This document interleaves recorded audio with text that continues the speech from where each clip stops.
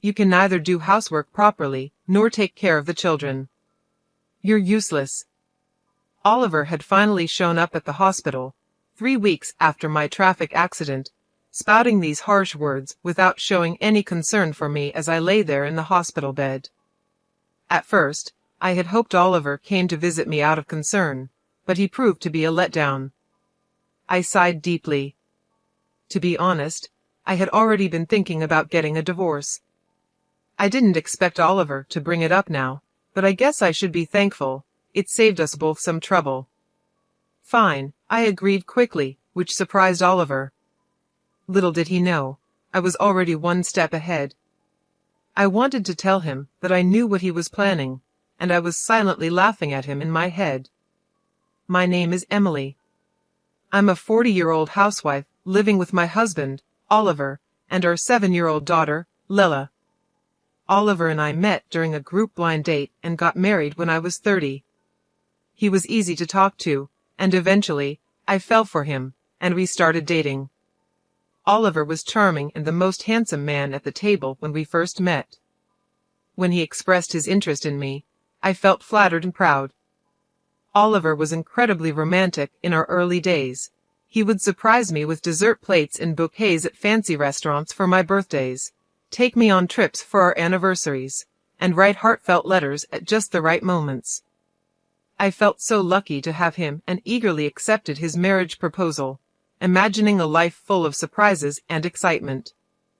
But once we were married, things took a turn. Hey, Emily, my dinner isn't ready yet. I've been working all day, and you can't even have dinner prepared when I get back. You're so lazy. Once married life began, he started demanding as if he were the master of the house, and I was supposed to be his caretaker. At first, I was shocked by the change in him. I thought he was just joking. When we were dating, we used to laugh at each other's silly jokes. We imagined a sweet newlywed life where we called each other by cute nicknames and stayed lovey-dovey, even after having kids. But it turned out he wasn't joking at all. He treated me like a servant, or something even worse. At first, I would laugh it all off, thinking he was joking, but gradually I realized he was serious. He really saw me as his caretaker, and that was frightening. After we got married, I had to quit my job, and we depended on the money Oliver earned. I was scared that if I didn't do as he said, he might cut me off financially. So, I felt trapped. Honestly, Oliver's income wasn't great. I was making more when I was working. Oliver only finished high school and jumped from one job to another. His unstable work history continued, quitting jobs every year or two. It seemed Oliver felt insecure about his background and took out his frustrations on me. I'm sorry I got delayed with some errands, I told him. Don't make excuses, just hurry up and make it, Oliver replied, sitting down with a cold beer. This had become a common scene, but each time, I sighed and started cooking. My marriage made me miserable, but I managed to get by. The following year, our daughter Lila was born, and my days became a series of struggles. As expected, Oliver didn't help much with Lila. However, he would spoil her by buying any candy or toy she wanted. I tried to raise Lila properly, so I scolded her when needed, which made her cling to Oliver even more. Lila, you like Daddy, don't you? Oliver asked her once. Yeah, Daddy is cool. I love Daddy, Lila replied. I knew it. I'm super dad, Oliver said, looking at me smugly. It was frustrating, but I couldn't help feeling glad that Lila loved her father. I just sighed again. Despite his spoiling her, Oliver never attended any of Lila's kindergarten events, like sports festivals or recitals. You know, there's a parent-child race at Lila's sports festival. Could you participate? I asked him. Huh? Why? I mean, you're free that day, you do it, he responded. I'm busy with work every day, but the sports festival could be a great time for us to bond as parents. It's on a holiday, so you won't have to work, I said to Oliver. Shut up, we're already close enough. Maybe you should work on your relationship with Lella. She thinks you're mean, you know. You might want to fix that, Oliver said, laughing as he left for work. Calling himself a super dad, yet he never shows up to school events. I was worried that Oliver's habit of being easy on himself but hard on others might influence Lella. He continued to leave all the housework and childcare to me, and was lazy at home. Now, Lella is 5 years old and ready to start elementary school, but Oliver was still jumping from job to job. He had just quit his factory job last month and moved to a food and beverage company. I'll be working weekends at my new job since it's in the food industry, he said. Looks like we'll hardly see each other then. Can't be helped, it's work, I replied. Honestly, I was relieved because I was tired of Oliver ordering me around on weekends. Now, I wouldn't have to be nagged by him to clean the floor or serve meals quickly. But if Oliver was out on weekends, Lella would be sad. It's better for kids to spend holidays with the whole family. I have work, so please let Lella know, Oliver said. I couldn't really argue with Oliver since he was the one bringing in the money. Reluctantly, I went to tell Lella, I'm sorry, but Daddy won't be able to go out with you on his day off. I thought Lella would be upset, so I told her with a frown. However, contrary to my expectations, Lella seemed unconcerned. It's okay. If you're okay with it, then it's fine. You know he's not going to be here on all weekends, right? Daddy has been smelling strange lately, she said. A strange smell. I asked, puzzled. Lella nodded and went back to her room. What on earth was she talking about? I've been so busy with housework and taking care of our child that I hadn't noticed much about Oliver lately. Our marriage was not like it used to be, and I tried to avoid being around Oliver to keep things calm. The strange smell Lella mentioned might be from the factory, I thought. Factories often use special solvents, so it made sense that Oliver could come home with a weird smell. If that was the case, the smell would probably go away soon. Kids are really honest, which is what makes them so endearing. Despite what he said, Oliver started leaving the house early in the morning, even on his days off, which was odd. He also left every weekday. If he was working weekends, he should have a day off during the week. He left without saying anything to me, so I couldn't tell if he was going to work or not. I became curious about what he was doing, leaving so early even on his days off. One day, I asked Oliver, you seem to be going out every day off. What are you doing? Oliver looked confused for a moment, then answered in an annoyed tone while scratching his head, I'm working. I go to work voluntarily. Really? But you should take care of yourself, or your body won't hold up, I replied. Shut up. Don't complain about my job, Oliver snapped back. I didn't understand why he got so angry when he often complained about my housework and child-rearing. I didn't believe what Oliver said. There's no way he, who usually avoids trouble, would go to work voluntarily on his days off.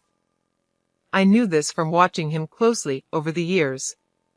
If he was that passionate about work, he would have stayed at his previous job longer. I also started paying attention to the strange smell that Lella mentioned. Indeed, Oliver came home with a sweet, strong fragrance. This strange smell was not from the factory. Why hadn't I noticed this before? I blamed myself for being so naive and vowed not to make the same mistake again. From then on, I decided to watch Oliver more carefully, especially on weekdays when he said he was going to work. He seemed to wake up an hour earlier than usual and took extra care grooming himself. He appeared to be in a good mood on those days, which varied from week to week, sometimes being on a Monday, sometimes on a Thursday, but it was clear that Oliver was happy on those days when he left the house. I went into his room to look for any clues. I felt like a detective searching a house. Since I always clean Oliver's room, I knew it well and didn't feel bad about snooping around. If Oliver had hidden anything, it would be in a place not easily seen. I searched carefully under the desk and bed. Finally, hidden in a candy tin in the closet, I found a bunch of letters. What were these? All the letters were from the same person, named Caroline. They had been sent through the mail. The oldest letter was from 4 months ago, and the newest was from yesterday. As I read the letters, I saw phrases like, "I regretted when we broke up, but now I really love you, and I want to go back to the time when I was with you." It sounded like something a lovesick teenager would say. At first, I thought maybe Oliver's ex-girlfriend was sending these letters on her own, but then I read a line that worried me. "I'm glad you like me again. I'm looking forward to our next date." This was from last week. It looked like Oliver was seeing this Caroline. Today, he was definitely up to something. I took photos of the letters with my smartphone as evidence. I thought about taking the letters, but didn't want to make Oliver suspicious. Even with these letters, I felt I didn't have enough proof. After thinking it over, I decided to hire a private investigator to check on Oliver. 3 weeks later, the investigator gave me the results quickly. He brought photos of Oliver and Caroline close together in the park at night, and even a recording of them saying "I love you" to each other. I accepted the facts calmly. With solid proof in hand, I went to the municipal office and came back with a divorce form. Now that I knew Oliver was cheating, I had no reason to stay with him. I planned to confront him with the divorce papers the next time something happened. I returned home and let out a deep sigh. I was acting resolved, but honestly, I was heartbroken. I was upset with myself for having married someone as careless as Oliver. I was thinking about resting a bit before making dinner when my phone rang. "Hello, yes, Emily, do you have time to talk?" "Yes, what's going on?" I was surprised to get a call from my father. He usually doesn't call me. "Actually, your mother and I were talking yesterday, and we're thinking about transferring our assets to you soon." "Huh? What happened?" My father ran a company that sold imported goods to Japanese corporations. I was the daughter of a big company president, but I never told Oliver about this. I thought it would make me sound boastful, especially since Oliver jumped from one job to another. We're getting old and thinking about retiring. We thought about keeping the company going, but didn't want to push it onto you, our only daughter, so we've decided to step back. I see. I felt guilty about not taking over the company, but my parents respected my decision and had planned for the future. I was touched by their thoughtfulness. We're thinking of handing over our assets to you. Our total wealth is $17 million, but we're fine with just $3 million. We've decided to give you the remaining $15 million. $15 million? I was shocked. That was more money than I could ever imagine earning in my lifetime. Yes, there will probably be inheritance tax, but you'll still have plenty left. You won't have to worry about living expenses for the rest of your life, Dad said. Thank you. I expressed my deepest gratitude to my father and mother and hung up.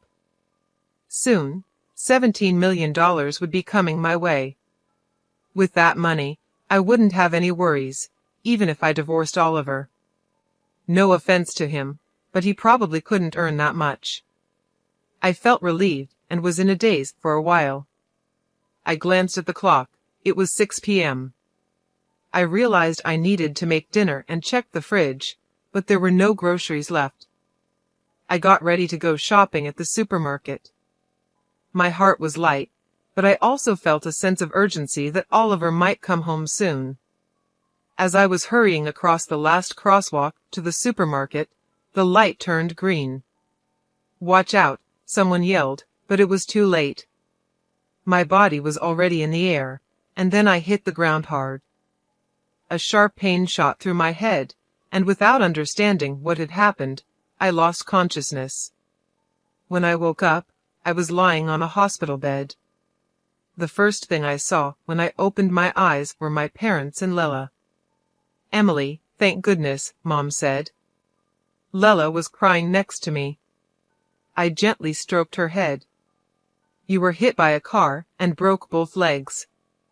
They say it will take 5 months to fully recover. 5 months. I felt dizzy thinking about being out of action for so long. From that day on, I was stuck in a wheelchair. Although the nurses took care of me, I felt frustrated and annoyed because I couldn't use my legs. During my stay in the hospital, my parents and friends visited me. My parents were taking care of Lela now since Oliver was always at work. I thought that was better for her. I was glad everyone visited, but Oliver never came. I started to doubt his care, thinking, aren't we husband and wife? However, 1 week after I was hospitalized, Oliver finally showed up. Hey, feeling good? Oliver asked sarcastically. Yes, man, it's a mess at home without me, I replied lightly. Oliver always complained about my housework. As soon as he spoke, showing no empathy, I sighed, thinking he would be at least a little worried about me. What can I do? I was in a car accident. I snapped back when Oliver looked at me with disdain and said, You're useless if you can't do housework or take care of the child. That's the worst, and you should pay alimony. He said such horrible things to his hospitalized wife. Initially, I had hoped Oliver came to visit out of concern, but he was still disappointing. I sighed deeply. Honestly, I had been thinking about getting a divorce myself. I hadn't expected Oliver to bring up divorce today, but it saved me the trouble of arguing. Sure, I said, and Oliver looked surprised when I agreed. Unfortunately, I know what you're up to, I wanted to say, laughing inside. Here's a divorce notice. I took out a filled-in divorce form from a bag that my mother had brought and held it in front of Oliver's face. You already had this? Oliver was briefly confused, his eyes wide, but then he took the divorce notice from me and filled in his name and address right there. I felt relieved knowing I wouldn't have to see Oliver's face ever again. I wanted to tell him the feeling was mutual, but I just watched him leave silently. Probably, Oliver will remarry Caroline after the divorce. I don't know what kind of woman Caroline is, but it's sad to think she's going to marry someone as controlling and unpleasant as Oliver. I feel a bit guilty about Lela, but deciding to leave was something I had thought about a long time ago. I promised myself I would take good care of Lela. A month after Oliver left, my life was peaceful. The time without my husband nagging me felt like heaven. I was released from the hospital and started physical therapy. I decided to stay at my parents' house until my leg healed. My parents were angry at Oliver when they learned about the divorce, but they stopped pressing the issue when I told them I wanted to forget about him. Lela doesn't seem lonely even without her father around, and is going to elementary school happily. In the end, Lela also noticed Oliver's domineering behavior and probably doesn't see him as a father anymore. I was convinced that divorcing Oliver was the right decision, but one afternoon, I got a call on my mobile phone. I ignored it when I saw Oliver's name, but the phone kept ringing non-stop. Eventually, I answered the call. Hey Emily, when are you coming back? Oliver's words made no sense to me, and he sounded like he was about to start yelling. What do you mean, coming back? You were married to Caroline, weren't you? I replied. When I mentioned Caroline's name, Oliver sounded surprised and exclaimed, How do you know that? Did you think I didn't know you cheated? That's why I asked for alimony. Yes, that's right, but alimony and child support, I can't pay that. Why do I have to pay alimony anyway? You, who never did the housework, should be the one to pay, Oliver argued. I was shocked to hear Oliver's argument. I had asked for alimony and child support through a lawyer, but he hadn't paid yet. I knew Oliver didn't have a lot of money, but he should find a way to pay. Yet here he was, saying something ridiculous like I should be the one to pay alimony. I noticed your affair and gathered evidence. Did you see it from the lawyer? It seems that Oliver had already seen the evidence from the detective agency. That would make things easier, but him calling me was ridiculous. I wanted a divorce even before I found out about the affair because you never helped with housework or childcare, and you complained all the time. I'm not your housekeeper, you know. But it's good you're married now. You have someone else to look after you. But here's the thing, Caroline can't do housework. Before we got married, she said, leave everything to me, but once we got married, her cooking is terrible, and she doesn't clean. I would have been better off with you. Marry me again. After all, you don't have any money, right? Lella liked me too, didn't she? Oliver said, which annoyed me. What are you talking about? You divorced me and remarried. You're her partner, not my responsibility. And sorry to say, Lella doesn't like you, and I have money. Don't lie to me. There's no way you have money. You were a housewife. You can't live without me. I had no intentions of telling Oliver about the fortune I inherited from my parents, but faced with his aggressive attitude, I had no choice but to reveal it. My parents are the CEOs. Recently, I inherited their assets. It's around $52 million in total, so I can live without working for the rest of my life. I could almost visualize Oliver gaping on the other end of the phone as he heard about this fortune. You're lying. There's no way you have such a huge amount of money. It's true. If you want, I can have my parents tell you. With that, Oliver finally seemed to believe my words and fell silent. Then, he suddenly yelled, if it's true, why didn't you tell me? Well, I wanted to tell you, but I knew about your affair, and I thought the worst of you, so I thought it didn't matter at that point. I hadn't yet inherited the assets, and there was no issue of property distribution. Oliver bit his lip in frustration. He probably never imagined I had such assets. He must be regretting that he should have never divorced me, but I didn't want to suffer his terrible behavior anymore. Can I hang up now? Please pay the alimony properly, reflect on your actions, and never call me again. Goodbye. With that, I hung up the phone. I immediately blocked Oliver's number, so he couldn't call anymore. Mom, who were you talking to? Lella walked into the room and asked curiously. Just a friend, I replied. But Lella, do you want to go to the amusement park this weekend?